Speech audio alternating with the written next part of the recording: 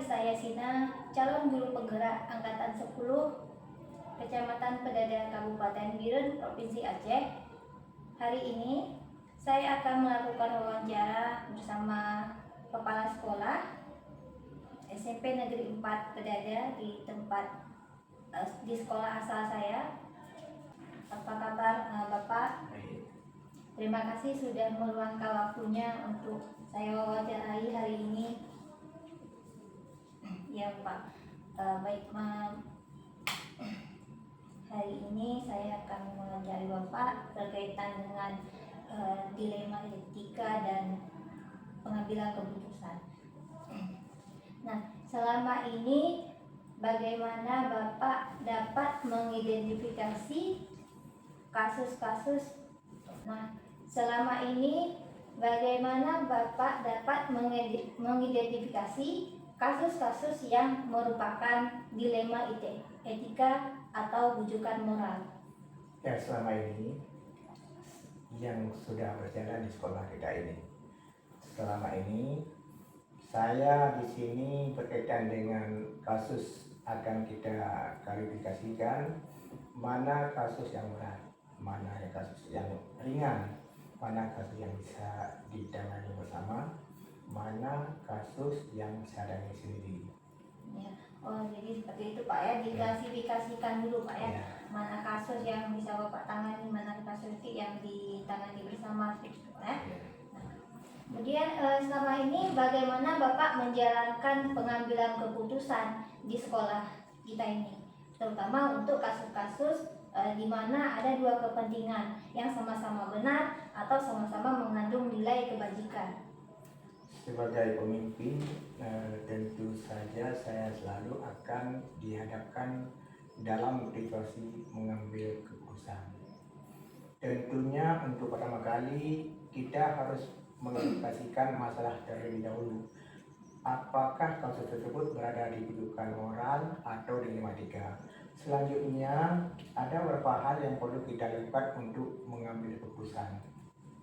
Yang kita harus memperhatikan prinsip pengambilan keputusan. Seperti itu Pak ya. Ya. Kita harus memperhatikan ya prinsip pengambilan keputusan. Ya, baik.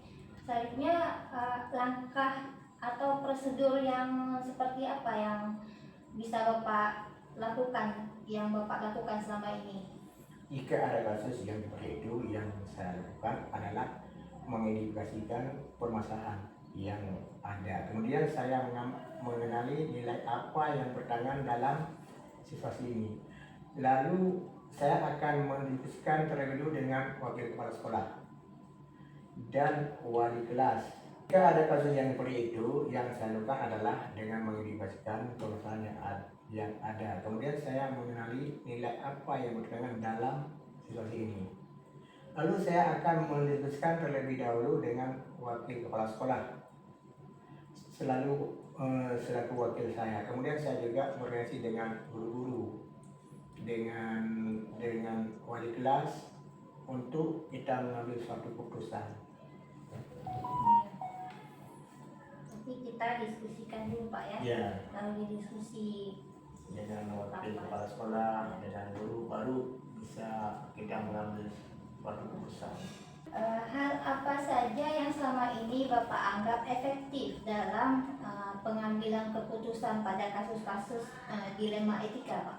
Ketika kita berhadapan dengan dilema etika, hal yang cukup efektif dalam pengambilan keputusan pada kasus dilema etika yaitu berpikir berbasis nilai etika, berorientasi pada aturan yang benar, dan mengutamakan rasa peduli, memperhatikan kasus tersebut ketika mengambil keputusan, kemudian juga memperhatikan dampak jangka panjang. Selain itu juga saya sering sekali melakukan diskusi dengan para guru dan pemangku kepentingan di sekolah untuk menyelesaikan macam kasus. Jadi ini kita melakukan koordinasi Pak ya sama pemangku kepentingan ya, untuk menyelesaikan permasalahan yang ada di sekolah kita. kasus permasalahan itu Pak ya. Ya, Baik, kita juga akan memperhatikan berarti jangka panjangnya Pak. ya ada jangka panjangnya. Nah, hal apa yang selama ini merupakan tantangan dalam pengambilan keputusan pada kasus-kasus dilema etika? Menurut saya dilema etika memang agak sulit untuk diputuskan karena menyangkut hal yang sama-sama benar. Itu adalah tantangannya apabila tidak adanya kerja sama antar orang yang terlibat dalam kasus atau permasalahan, misalnya seperti wali murid yang tidak kooperatif ketika dipanggil oleh guru. Namun itu kita kembalikan lagi pada nilai-nilai yang saya pegang teguh dan aturan yang berlaku, serta tidak lupa kepedulian terhadap sesama juga harus saya pertimbangkan.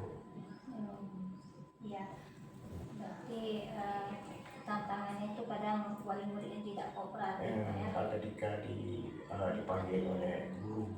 Ya. Nah, selanjutnya apakah Bapak memiliki tata cara atau tata cara atau jadwal tertentu dalam penyelesaian kasus dilema etika ini? Apakah Bapak langsung menyelesaikan di tempat atau memiliki jadwal untuk menyelesaikannya atau bentuk prosedur seperti apa yang Bapak jalankan? Tergantung seberapa mendesaknya dan beberapa besarnya pengaruh terhadap lembaga yang saya pimpin. Jika memang memerlukan waktu dan pihak-pihak lain terlibat, maka saya membuat alokasi waktu khusus untuk menyelesaikannya. Ya. Jadi tergantung nanti permasalahan ya. Ya. Kasusnya. Jadi kita alokasi waktunya. Adakah seseorang atau faktor-faktor apa yang selama ini mempermudah atau membantu Bapak dalam pengambilan keputusan ini dalam kasus-kasus dilema etika? Sebagai seorang kepala sekolah, tentunya saya harus mampu membuat keputusan dengan berdasarkan nilai-nilai kebajikan yang saya pahami. Namun melibatkan dewan guru atau pihak terkait juga bukan hal yang salah selama ini hal yang baik untuk siswa dan lembaga. Nah, yang terakhir nih Pak, dari semua hal yang telah disampaikan, pembelajaran apa yang dapat Bapak petik dari pengalaman Bapak mengambil keputusan dilema etika? Sangat banyak, ya. Terutama nilai-nilai kebajikan dalam diri, prinsip pengambilan keputusan, paradigma berpikir dan langkah-langkah pengambilan keputusan menjadi dasar pengambilan keputusan yang bertanggung jawab. Ya. Jadi banyak ya. Paradigma tadi ya, berarti kerangka berpikir, bagaimana prinsip cara mengambil keputusan ya, kemudian langkah-langkah untuk mengambil suatu keputusan itu ya yang bertanggung jawab agar tidak salah Pak ya, agar tidak salah dalam memutuskan begitu Pak ya. Baik Pak, terima kasih atas waktunya Pak hari ini. Terima kasih banyak Pak ya. Assalamualaikum warahmatullahi wabarakatuh. Assalamualaikum warahmatullahi wabarakatuh. Perkenalkan, saya Risa Yasina, calon guru penggerak Angkatan 10, Kecamatan Pejadah Kabupaten Biren, Provinsi Aceh. Hari ini saya akan melakukan wawancara dengan Kepala Sekolah SMP UPTD SMP Negeri 1 Pejadah dengan Ibu Purnama Sari, SPD. Selamat pagi Bu. Apa kabar? Sehat, alhamdulillah sehat. Nah ya, hari ini kita akan melakukan wawancara kaitan dengan dilema etika dan pengambilan keputusan. Jadi ada beberapa pertanyaan yang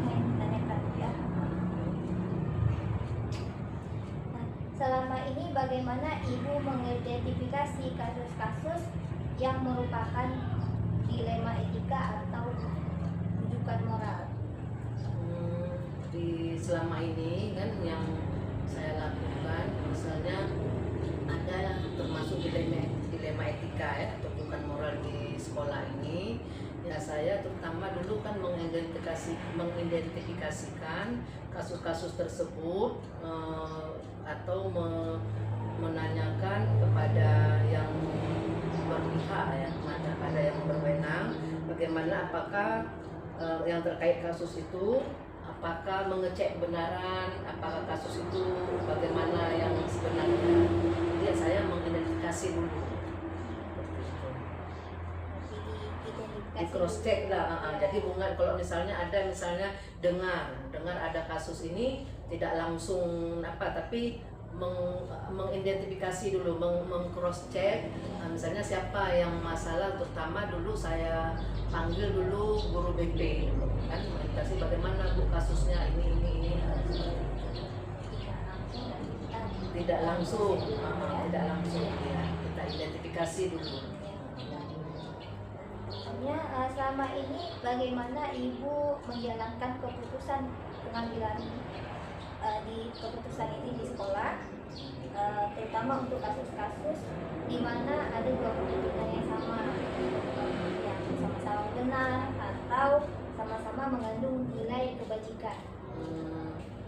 Jadi kalau misalnya ada dua kasus misalnya yang secara bersamaan, itu saya akan dulu berdiskusi dengan dewan guru, terutama yang misalnya dewan guru yang menangani kasus tersebut lah. Misalnya sedang di kelas, kita tanya dulu, berdiskusi dengan dewan guru kalau perlu, kalau memang kasusnya itu agak berat lah ya, kita bilang itu kalau agak berat kita panggil semua dewan guru, diskusi bagaimana jalan. Dengan diskusi ya, diskusi musyawarah ya, musyawarah. Iya. Guru dan warga sekolah. Iya, berarti dilibatkan aset sekolah kita libatkan. Iya. Kasus tertentu ya. Iya.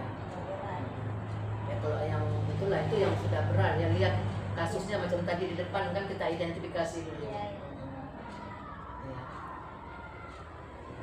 Selanjutnya langkah atau prosedur seperti apa yang biasa Ibu lakukan selama ini?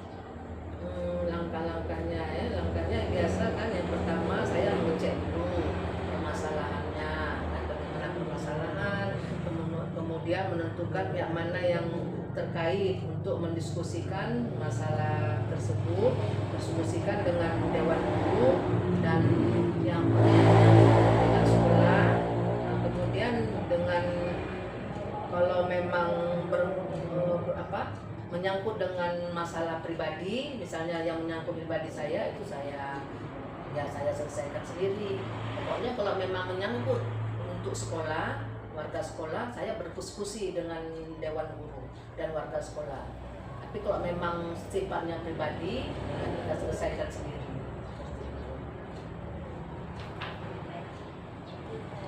Kita lihat seperti yang tadi kita katakan, kita lihat dulu kasusnya seperti apa, baru kita nanti akan tindak lanjutnya. Lihat dulu kasusnya bagaimana gitu ya.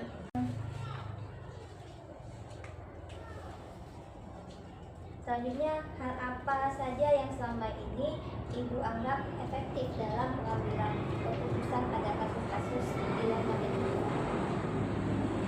Itulah yang efektif, itulah berdiskusi ataupun musyawarah, yaitu terkait dengan permasalahan tersebut. Terutama pokoknya apalagi kalau menyangkut sekolah, kalau menyangkut masalah sekolah, itulah saya berdiskusi dengan semua dewan guru dan warga sekolah, karena tidak mungkin saya mengambil keputusan sendiri kan. Kalau misalnya nanti orang itu tidak, dewan guru nanti udah ini keputusan, mereka tidak tahu, bisa komplain lagi. Jadi pokoknya kalau yang menyangkut masalah sekolah, saya berdiskusi dengan dewan guru dan warga sekolah. Terutama ini karena kebetulan pun memang di sini ada guru GP, terutama saya BP dan wali kelas. Nah, nanti baru kalau memang baru nanti dengan semua dewan guru seperti itu.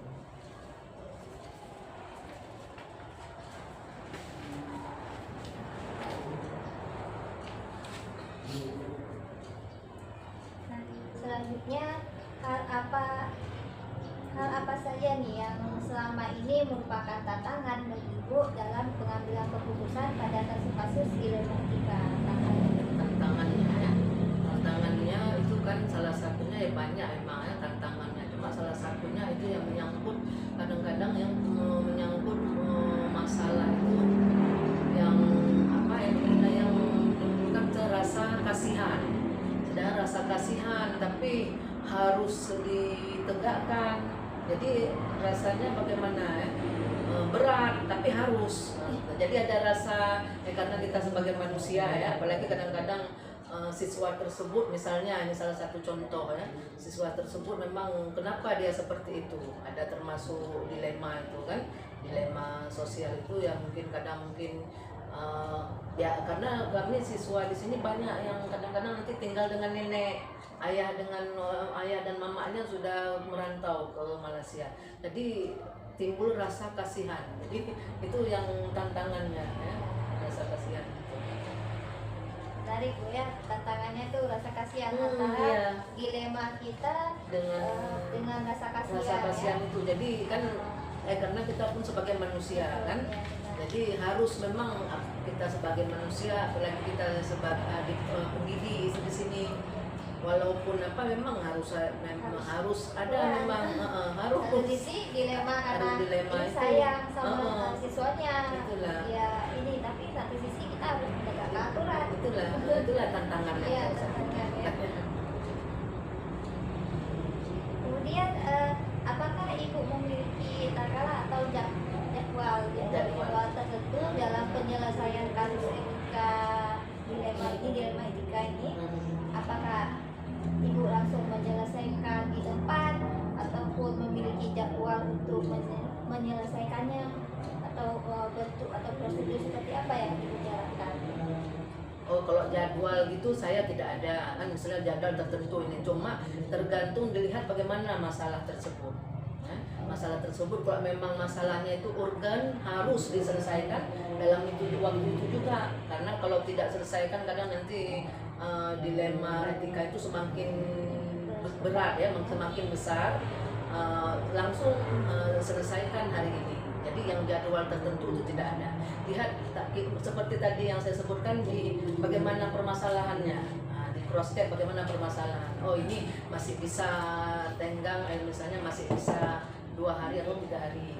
Adakah seseorang atau faktor-faktor apa yang selama ini mempermudah atau membantu Ibu dalam pengambilan keputusan dalam kasus dilema etika?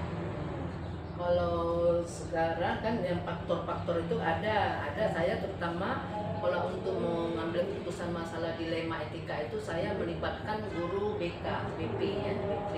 Karena kebetulan kami sudah ada guru BP di sini, guru BP, kemudian dengan wali kelas. Nah, itu terutama.